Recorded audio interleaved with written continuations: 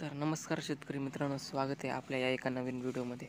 तर शेतकरी मित्रांनो, सर्वांसाठी एक आनंदाची बातमी ती म्हणजे नमो शेतकरी सन्मान निधी योजनेचा जो चौथा हप्ता बाकी आहे, तर त्याची आता तारीख ही ठरलेली आहे. तर त्याबद्दल आपण या व्हिडिओमध्ये संपूर्ण माहिती बघणार आहोत, तर व्हिडिओला शेवटपर्यंत नक्की बघा. तर मित्रांनो, PM किसानचा जो हप्ता होता तर तुम्हाला तो मिळालेला आहे.